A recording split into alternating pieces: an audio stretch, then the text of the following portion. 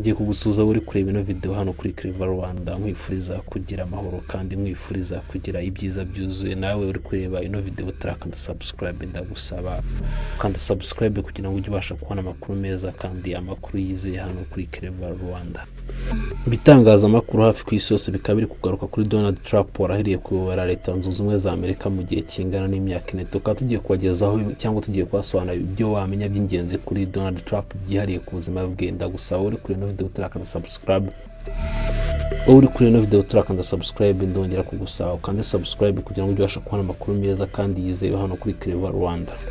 Ibyo wamenya kuri Donald Trump warahiriye kuyobora Amerika. Amazina yose yuzuye cyangwa amazina yiswe n'ababyeyi akaba yitwa Donald John Trump. Akaba yaravutse ku itariki 14 Kamena 1946, akavukira muri leta ya New York. Ubwo ngubwo afite imyaka igera kuri 79. Donald Trump akaba ari umwana wa kane mu muryango w'abana batanu. Akaba afite papa we cyangwa papa umubyara akaba yitwaga Frederick Trump ndetse na mama witwa Mary Ann Trump.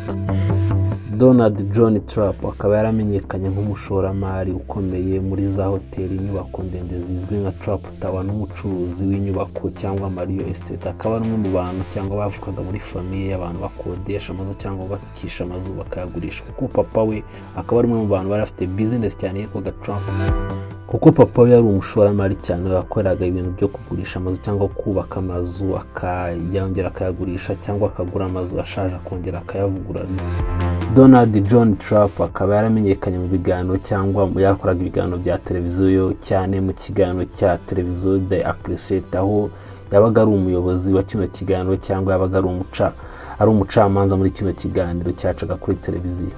Donald John Trump akaba yarabaye perezida wa 45 wa Leta Zunze Ubumwe za Amerika kuva mu 2014 kugeza mu 2021, aho ahagarariye ishyaka ry'abarepublikani, naho mu 2021 yongeye kwiyamamariza amatora ariko aza gutsindwa na Joe Biden. Joe Biden akaba ari perezida wa 46, ariko Donald Trump akaba yarongeye agatsinda amatora yo mu 2024, akaba yarabaye perezida wa 47 nanone. Donald John Trump akaba yarize muri kaminuza ya Pennsylvania, aho yakuye impamyabushobozi mu by'ubukungu.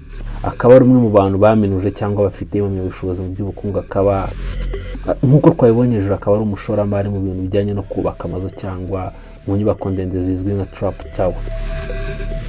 Donald John Trump mu buzima bwe bwite yashatse inshuro zigera kuri 3. akaba afite abana batanu, akaba afite abana batanu, akaba afite nk'umwana witwa Donald Jr., akaba afite Ivanka, akaba afite Eric, akaba afite Tiffany ndetse no bita Baron. No Baron akaba ari umwe mu bana bamufashije cyangwa mu bantu bamufashije mu gihe cy'amatora muri uno mwaka cyangwa muri no manda agiye kurahira.